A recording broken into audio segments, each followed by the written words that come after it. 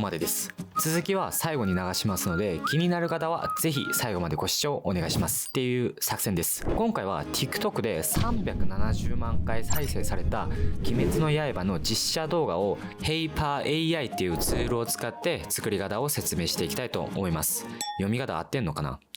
空と同じレベル、むしろランウェイより優れてるんじゃないかなっていう部分もあるので、ぜひ皆さん今回の動画を見てご自身の動画制作に活用していただければと思います。今回の動画はこういった流れで進めていきます。ミッドジャーニーで写真を生成してからHyperAI で動きをつけます。動画編集ソフトで編集して完成させます。HyperAI とランウェイの各機能を比較して最後視聴者さんの質問に回答していきますといった流れになるので、最後まで見てね。まず Google で鬼滅の刃のキャラクターの情報をまとめているサイトを探していきます。プロンプトを書くためには各キャラクターの名前はもちろん目の色、髪の色など英語で知る必要がありますね。さらに戦いのスタイルもプロンプトで結構役に立つので、こういった情報をサイトでコピーしていきます。今回私はこういう順番でプロンプトを書きました。まず最初に参考してほしい写真のリンクを貼ります。次に構図を書いて、作風、被写体の描写、最後環境といった形で作りました。そしたら一つずつ具体的に見ていきましょう。URL を貼って、その後ろに、全身が映るプロンプトを書いてあげます。フルボディアングル。次は実写風にしたかったので、リアリスティックフォトグラフィー。そしてカメラの名前を書いてあげました。その次は被写体の名前ですね。まず日本のアニメ鬼滅の刃っていうことを書いてあげて、その中の主人公キャラクターの名前を書いてあげます。禰豆子かまどで、この禰豆子かまどの描写を書いてあげます。先ほど情報で集めた目の色、髪の毛の色、そして、戦いのスタイルを書いてあげるとより豊かな表現になります。最後にですね、この人たちをリアルな人に変えてあげて、背景もリアルにしてねっていうプロンプトを書いてあげました。このプロンプトでメインキャラクターもサブキャラクターもほとんど、無難に作れた感じです。このプロンプトは概要欄に貼っておきますので、もし興味がある方は、参考にして作ってみてください。参考したい写真の URL をコピーします。スラッシュを入れてイメージの後ろに URL を貼ります。さっきのプロンプトをコピーして URL の後ろに貼り付けます。実写の写真を参考にするとよりリアルな写真を生成することができるんですけど、もし参考にしたい写真が 2D のアニメの場合は実写よりもちょっと 3D アニメーション感が出る写真が出てくるんです。その中で一番実写に近い写真のバリエーションを増やしてあげると、どんどん実写の写真のイメージに近づいていけます。大事なことを伝え忘れたんですけど、セッティングの方に入ったら必ずデフォルトモードにして、生成モードはローモードにしてあげてください。二次にしてしまうとなかなか実写の写真は出てこないです。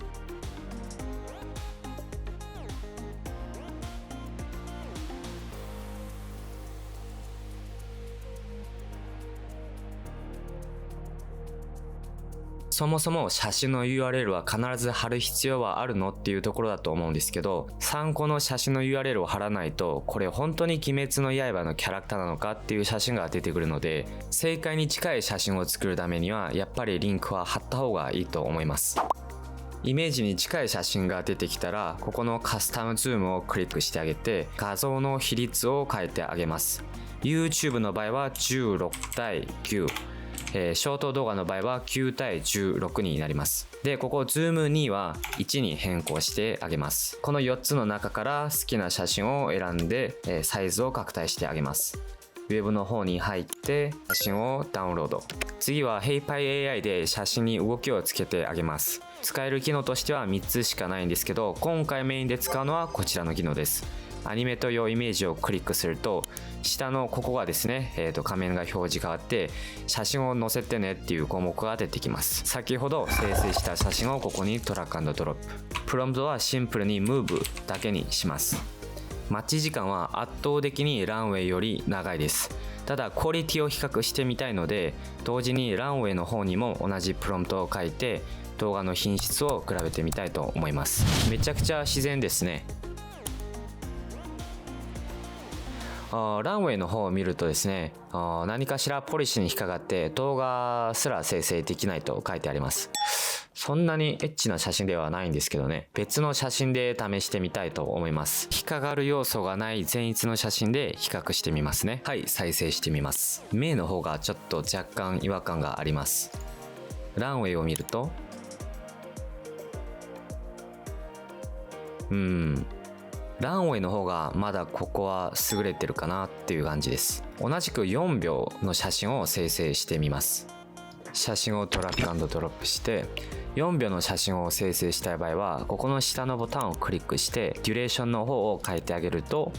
いけます。HeyPyAI は今無料で無制限に作れるんですけど、ランウェイに関してはこのクレジットがなくなるのを見てヒヤヒヤしながら作るのがちょっと嫌ですね。HeyPyAI で生成した動画はこちら、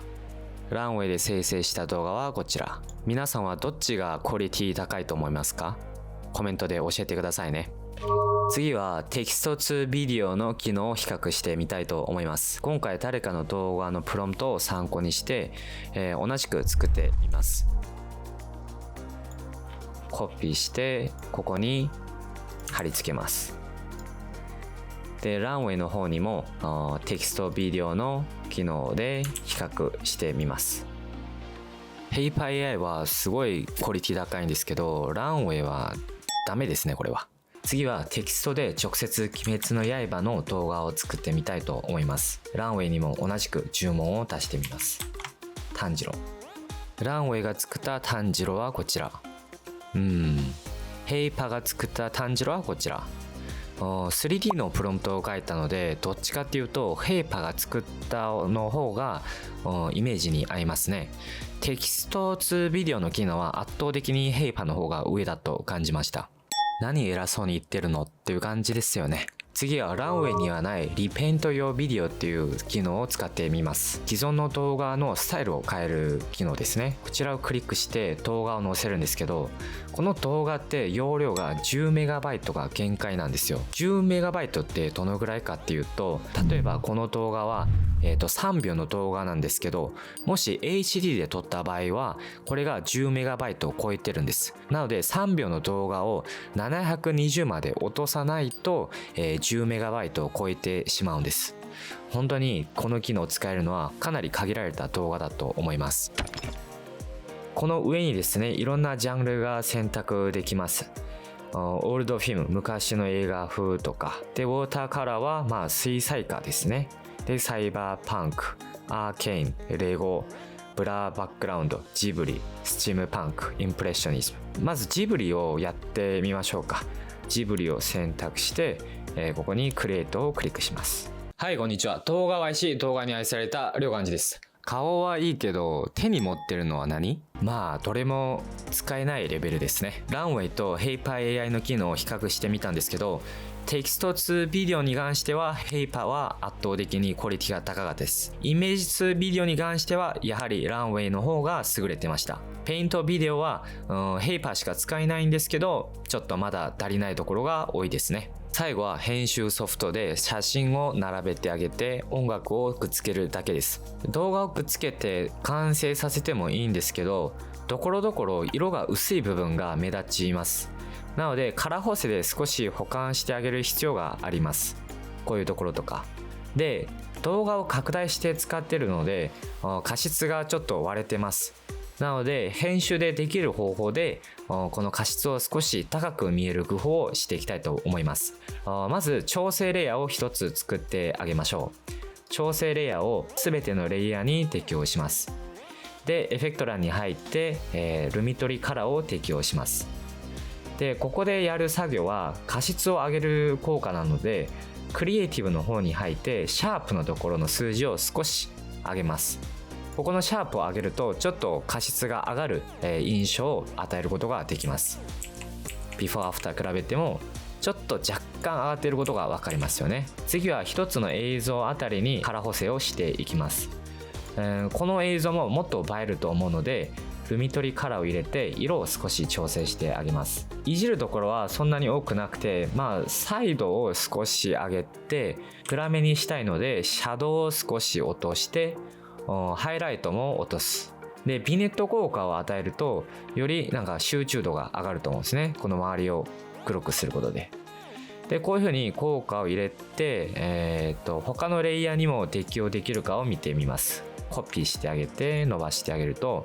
いい感じですね。でここの映像に関してはもう少し彩度を上げてもいいかなって。写真から動画に変換される段階で彩度が落ちるので、編集ソフトでこの作業は絶対必要だと思います。そしたら完成した動画を流してみましょう。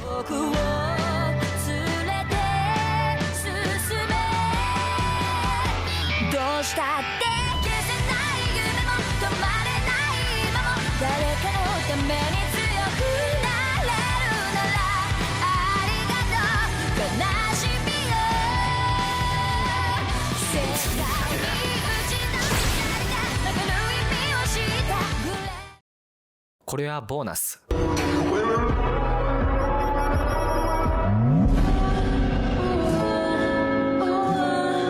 はい、最後までご視聴ありがとうございます。ここからは皆さんが残してくださったコメントに、回答していきたいと思います。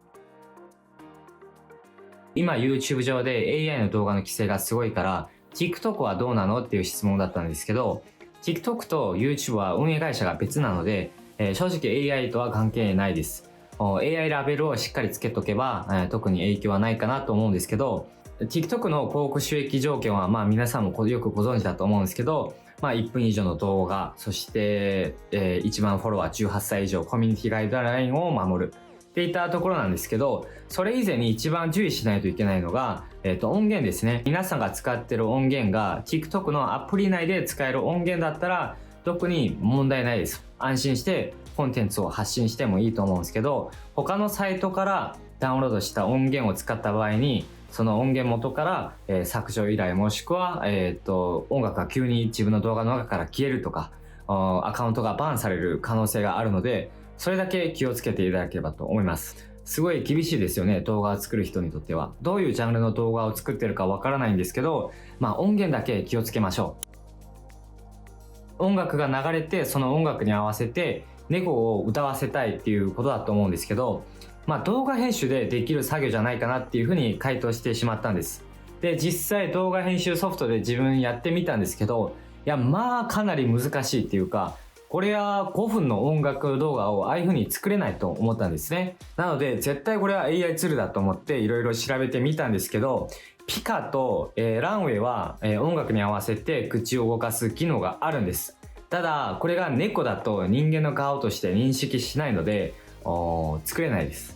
本当に申し訳ないです。ここではっきりした答え出せないのは申し訳ないですけど、視聴者さんの中にも AI に関して詳しい方がたくさんいると思うので、もし猫の顔を、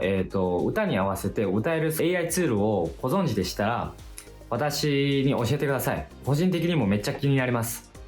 今はすぐ回答できないんですけど、もし分かった時にはコンテンツとして発信しますので、もう少しだけ待っていただいてほしいというところです。はい、皆さん今回の動画見て皆さん何か思ってること、ハイパーがいいのかランウェイがいいのか、なんか質問などありましたらコメント欄に残していただければと思います。はい、以上 RKJ ビデオのりょうでした。今回もご視聴ありがとうございます。また次回の動画でお会いしましょう。バイバーイ。